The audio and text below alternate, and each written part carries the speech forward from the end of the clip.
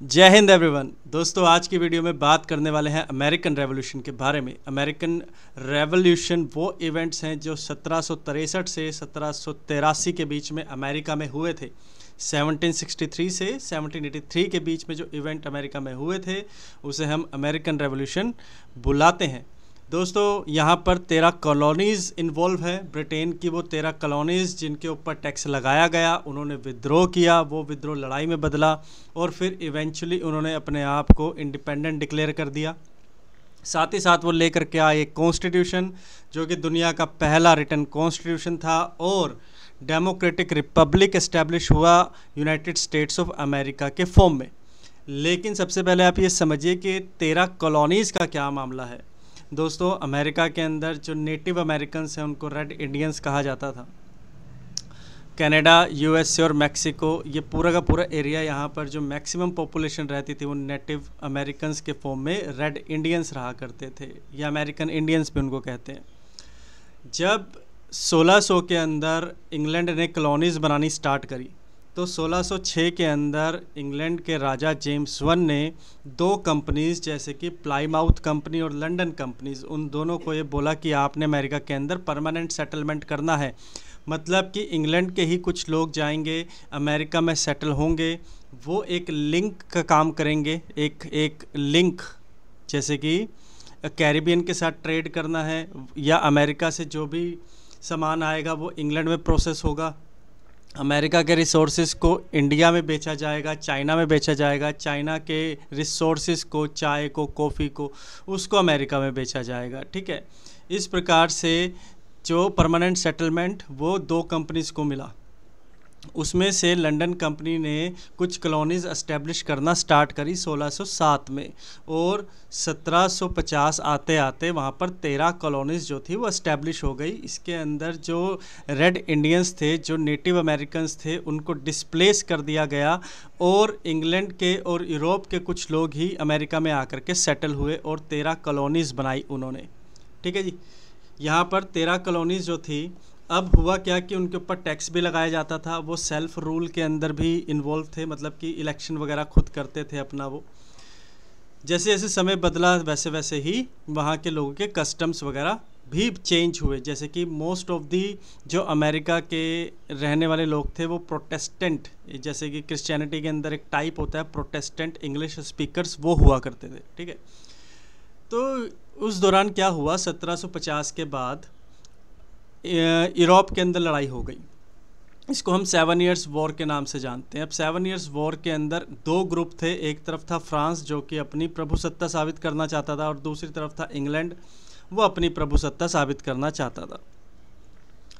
अब इस लड़ाई के अंदर जो 7 साल तक चली, इसके अंदर काफ़ी ज़्यादा खर्चा हो गया।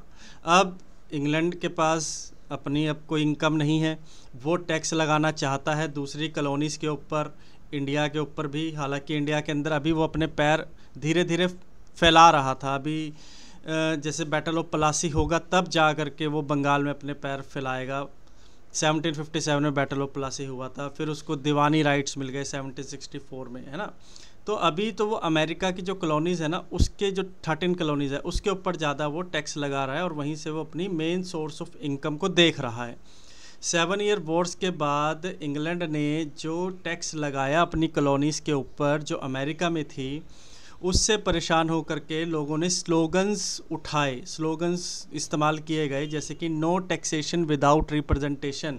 जब तक हमें इंग्लैंड की पार्लियामेंट में रिप्रेजेंटेशन नहीं मिलेगा तब तक हम कोई टैक्स नहीं देने वाले हैं, ये बोला अमेरिका के कॉलोनीज़ में रहने वाले लोगों ने। अब हुआ क्या यहाँ पर कि इस बात से परेशान होकर के जो अमेरिकन्स थे वो अपना खुद का ट्रेड करने लगे। अब वो इंग्लैंड की जो कंपनीज़ थी, जैसे लंदन कंपनीज़, प्लाईमाउथ कंपनीज़, उसके साथ अब ट्रेड नहीं कर रहे हैं, वो अपना ट्रेड खुद अलग से कर रहे हैं। जिसके अंदर उस टाइम पर क्या था कि अगर आप हिरन की स्किन अपने घर में रख रहे हैं ना, तो ये एक स्टेटस सिंबल माना जाता था।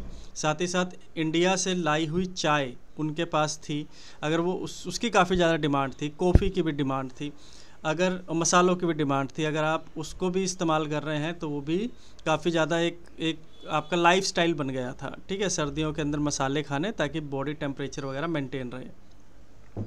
तो वो ये सामान खुद से बेचने लग गए थे अमेरिका के कॉलोनीज़ में रहने वाले लोग। और जब वो इस सामान को बेच करके अर्निंग करने लगे तो उनको ये हो गया कि यार हम अपना काम अब खुद कर सकते हैं, हम अपना बिजनेस स्टेटस खुद मेंटेन कर सकते हैं। और उनको ये भी रियलाइज़ हो गया कि जो इंग्लैंड हमारे ऊपर टैक्स लगा रहा था वो एक्सप्लॉयटेटिव पॉलिसीज़ थी, वो हमारे ऊपर शोषण कर रहा था वो हमारा। ठीक है जी। उस टाइम पर इंग्लैंड के जो प्राइम मिनिस्टर थे उसका नाम था ग्रैनविल, और इस ग्रैनविल की पॉलिसीज़ को ही वो ग्रैनविल पॉलिसी बुलाते थे और उसको एक्सप्लॉयटेटिव पॉलिसीज़ बुलाते थे। ठीक है। उस टाइम पर कुछ इंटेलेक्चुअल्स भी थे जिनकी कंट्रीब्यूशन है अमेरिकन रेवोल्यूशन को जन्म देने में, जिसमें से थॉमस पेन सबसे पहले आते हैं। थॉमस पेन की बुक थी कॉमन सेंस। ठीक है। अमेरिका के ऊपर ब्रिटेन की जितनी भी एक्सप्लॉयटेटिव पॉलिसीज़ थी वो कॉमन सेंस में लिखी गई थी। ठीक है। फिर आते हैं बेंजामिन फ्रैंकलिन, उन्होंने philosophical society of America establish की थी। और फिर आते हैं हेनरी पैट्रिक, उन्होंने बोला था गिव मी डेथ और इंडिपेंडेंस, कि मैं बिल्कुल भी टैक्स जो इंग्लैंड मेरे पे लगा रहा है मैं उसको बिल्कुल नहीं दूंगा, ये मेरा कमाया हुआ पैसा है और ये मैं अपने ही ऊपर खर्च करूँगा। ठीक है जी। अब हमारी आगे क्या बात होती है, जैसे जैसे टैक्स बढ़े, ये टैक्स किस फॉर्म में आए थे और ग्रैनविल ने कौन कौन से टैक्स लगाए थे। इसके अंदर शुगर एक्ट से लाया हुआ और स्टैम्प एक्ट से लाए हुए जो टैक्स थे वो सबसे इम्पोर्टेंट थे। और एक टाउनशेल्ड के नाम से एक एक्ट आया था, उसने इम्पोर्ट ड्यूटीज़ लगाई थी। जो भी चीज़ें इंपोर्ट कर रहा था अमेरिका, जिसमें से पेपर, ग्लास, टी, ये सब चीज़ें थी, वो भी महंगी हो गई थी। ठीक है। इससे अमेरिका के रहने वाले लोग काफ़ी ज़्यादा इरिटेट हो गए थे और फिर उन्होंने ये स्लोगन्स उठाए थे, नो टैक्सेशन विदाउट रिप्रेजेंटेशंस, और कुछ ऑर्गेनाइजेशंस भी उन्होंने बनाई थी जैसे son of liberty, daughter of liberty. ठीक है। अब यहाँ पर क्या हुआ कि जो अमेरिका के लोग थे वो थोड़े एग्रेसिव मोड में आ गए थे और उन्होंने ये जो स्टैम्प्स लाया करते थे लोग, उस स्टैम्प्स को जला दिया। ठीक है। उसको मानने से इनकार कर दिया। उस टाइम पर एक बोस्टन मैसेकर हुआ था। बोस्टन एक जगह का नाम है, वहाँ पर जब लड़ाई हुई, जब रॉयट्स हुए, जब लोगों की जाने गई, तो उसको बोस्टन मैसेकर कहते हैं। ठीक है। तो जब ये टैक्स लग रहा था, इंपोर्ट ड्यूटीज़ लग रही थी, तो उसके अंदर सैमुअल एडम एक व्यक्ति थे अमेरिका के, उन्होंने क्या किया, उन्होंने मास प्रोटेस्ट किया वहाँ पर। और उस मास प्रोटेस्ट को दबाने के लिए ब्रिटेन ने फ़ोर्स का इस्तेमाल किया। जब लाठी चार्ज वगैरह हुई तो काफ़ी अमेरिका के लोगों की जान गई उसमें। उसको हम बोस्टन मैसेकर कहते हैं। और उस बोस्टन मैसेकर से रिलेशन ख़राब हुए अमेरिका और ब्रिटेन के। ऐसे में इंग्लैंड में अब जो प्रधानमंत्री थे वो उसका नाम था नॉर्थ। ठीक है। नॉर्थ एक प्राइम मिनिस्टर का नाम है। अब जितना भी अब उसको ये रियलाइज़ हो गया था कि अमेरिका मेरे हाथ से निकल सकता है, यहाँ से जितना भी टैक्स मैं लगाना चाह रहा था इनके ऊपर, वो मेरे पास वो इनकम नहीं आ रही है। और अब उनकी नज़र इंडिया के ऊपर है कि इंडिया के अंदर जितना भी हमें मसाले, कॉटन और चाय आ रही है, हमें उसी से अब अपना गुजारा करना होगा। तो इंडिया में लेकर के आए रेगुलेटिंग एक्ट और इंग्लैंड में लेकर के आए टी एक्ट। टी एक्ट से क्या था कि जो भी चाय भारत से जाएगी अमेरिका में और अमेरिका के लोग उस चाय को ख़रीदेंगे तो माना जाएगा कि इंग्लैंड का टैक्स लगाने का जो तरीका है वो सही है अमेरिका के ऊपर, और अमेरिका इस बात को एक्सेप्ट कर रहा है कि हाँ हम पे टैक्स लगा दो अगर वो चाय ख़रीद रहे हैं तो। ठीक है जी। ऐसे में कुछ जहाज़ों के ऊपर चाय के जो कंटेनर्स थे वो रखे हुए थे। तो इसमें क्या हुआ कि सैमुअल एडम्स ने क्या किया कि वो जहाज़ पे चला गया रेड इंडियंस के कपड़े पहन करके, जो नेटिव अमेरिकन्स थे, और उन्होंने वो सारे के सारे कंटेनर्स उठाकर अटलांटिक ओशन में फेंक दिए। इसको हम बुलाते हैं बोस्टन टी पार्टी, इस इवेंट को, कि भैया चाय को भी मानने से इनकार कर दिया और उन्होंने बोल दिया कि भैया हम चाय नहीं लेंगे भारत से लाए हुए और हम तो किसी प्रकार का टैक्स नहीं दे रहे हैं। ठीक है। और जब बोस्टन टी पार्टी हो गई, ये कोई ऐसा चाय पीने की पार्टी नहीं है, ये चाय के कंटेनर पानी में फेंक देने को बोस्टन टी पार्टी कहते हैं। ठीक है। और उस टाइम पर जो 13 कॉलोनीज़ थी वहाँ से लीडर्स आए और उन्होंने जिस जगह पर अपनी ऑर्गेनाइजेशन को बनाया उसको बुलाते हैं फर्स्ट कॉन्टिनेंटल कांग्रेस।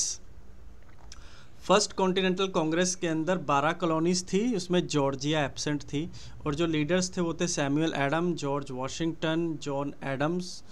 जब लड़ाई हुई अमेरिका की ब्रिटेन के साथ, तो जो आर्मी के जो चीफ थे, जो आर्मी कमांडर थे, वो जॉर्ज वाशिंगटन थे। ठीक है जी। पहले प्रेसिडेंट भी वही बने थे। They sent a petition to Britain, उन्होंने बोला कि हम ऐसा कुछ लड़ाई करना नहीं चाहते, हमारा घर परिवार है और हम संधि करना चाहते हैं, लेकिन हमारे ऊपर सारे रिस्ट्रिक्शंस को हटा दें जो ट्रेड और कॉमर्स से लगे हुए हैं, और हमें पार्लियामेंट के अंदर रिप्रेजेंटेशन दे। अब इस बात को जो था अनसुना सा कर दिया, और उस टाइम पर इंग्लैंड का जो राजा था वो था जॉर्ज III, ठीक है। जॉर्ज III के पास एक पटिशन पहुंची, ऑलिव ब्रांच पटिशन के नाम से जानते हैं हम इसको। अब ऑलिव ब्रांच पटिशन में दोबारा से याद दिलाया गया कि हमें रिप्रेजेंटेशन चाहिए और हम संधि करना चाहते हैं, हम लड़ाई नहीं करना चाहते हैं। जॉर्ज III ने इस पटिशन को स्वीकारना तो छोड़ो, उसकी तरफ देखा भी नहीं। अब लोग और ज़्यादा, अमेरिका के लोग और ज़्यादा गुस्से में आ गए, और उन्होंने फिर एक दूसरी मीटिंग करी, उसको हम बुलाते हैं second continental Congress. Second continental Congress के अंदर उन्होंने डिक्लेयर कर दिया कि हम इंडिपेंडेंट हैं, ठीक है जी। डिक्लेरेशन ऑफ इंडिपेंडेंस के नाम से हम जानते हैं इसको। 5 मेंबर्स की कमेटी थी, जिसमें Thomas Jefferson, Franklin, John Adams, ठीक है। जेफरसन ने ड्राफ्ट किया था डिक्लेरेशन ऑफ इंडिपेंडेंस, ठीक है। ये इंपॉर्टेंट फैक्ट है, जो डिक्लेरेशन है अमेरिकन इंडिपेंडेंस का, वो किसने ड्राफ्ट बनाया था उसका, तो थॉमस जेफरसन नाम आएगा जी, ठीक है जी। अब उस दौरान वॉर भी स्टार्ट हो गया था 1775 से। अमेरिकन रेवोल्यूशन के अंदर अमेरिकन वॉर जो था इंडिपेंडेंस को लेकर के जॉर्ज वॉशिंगटन की लीडरशिप में स्टार्ट हो गया था। 1775 आते आते काफ़ी ज़्यादा जानें चली गई थी, और जो कॉलोनीज़ थी वो भी अपनी आर्मी को पूरा इस्तेमाल कर रहे थे, ठीक है। फ्रांस इसमें कूद चुका था। 1778 आते आते फ्रांस ने अमेरिकन रेवोल्यूशन के अंदर पार्टिसिपेट किया, और वो अमेरिका को हेल्प कर रहा है इंग्लैंड के ख़िलाफ़। क्यों? क्योंकि उसको गुस्सा था कि उसके हाथ से कनाडा चला गया। कनाडा के अंदर उसकी कॉलोनीज़ हुआ करती थी, तो वो ब्रिटेन ने ले ली थी। और फिर फ्रांस ने स्टैचू ऑफ लिबर्टी प्रेजेंट किया 1886 में, ठीक है जी। 1886 में किया था, बात याद रखिए, ये उस टाइम नहीं किया था जब अमेरिकन रेवोल्यूशन चल रहा था। तो 1886 में फ्रांस ने गिफ्ट किया था अमेरिका की लिबर्टी और उसकी जो डेमोक्रेसी है उसको एक सिंबल मानते हुए स्टैचू ऑफ लिबर्टी गिफ्ट किया था फ्रांस ने, ठीक है। अब यहाँ पे मानिए कि 1781 जब आया तो उस टाइम कॉर्नवालिस था इंग्लिश कमांडर अमेरिका के अंदर, जो बाद में इंडिया का गवर्नर जनरल बन के आया था, परमानेंट सेटलमेंट इंडिया के अंदर इंट्रोड्यूस किया था जिसने। उस कॉर्नवालिस ने अमेरिका के सामने सरेंडर किया और ये वॉर जो थी फॉर्मली ख़त्म हो गई, ठीक है। अब 1783 जब आया तो एक ट्रीटी साइन हुई, उसको हम पेरिस ट्रीटी के नाम से जानते हैं। पेरिस ट्रीटी के अंदर ये माना गया कि जो मिसिसिपी रिवर है, ठीक है, मिसिसिपी रिवर और अटलांटिक ओशन, उसके बीच की जो कॉलोनीज़ है वो इंडिपेंडेंट हो गई है और उसको अब यूनाइटेड स्टेट्स ऑफ अमेरिका कहा जाएगा। 13 कॉलोनीज़ है ये, इसके अंदर कनाडा भी इन्वॉल्व है, ठीक है जी, उस टाइम पर। और इसको हम ट्रीटी ऑफ पेरिस के नाम से जानते हैं, राइट, ट्रीटी ऑफ पेरिस। जब अमेरिकन डिक्लेरेशन, इंडिपेंडेंस डिक्लेरेशन आया था तो यहाँ पर बहुत इंपॉर्टेंट है, उसके अंदर क्या बातें लिखी गई थी। सेकंड कॉन्टिनेंटल कांग्रेस ने बोला था all man are created equal, हर कोई बराबर है, ठीक है, इक्वालिटी का सेंस था यहाँ पर। Congress adopted the declaration of that they are endowed by their creator and certain inalienable rights, that among this rights are life, liberty and pursuit of happiness. American declaration के अंदर, independence declaration में जो बातें बोली गई थी, life, liberty and pursuit of happiness, important है, इस बात को सुनेंगे, ध्यान से सुनेंगे क्योंकि एग्ज़ाम में पूछा जाता है, ठीक है जी, क्लियर।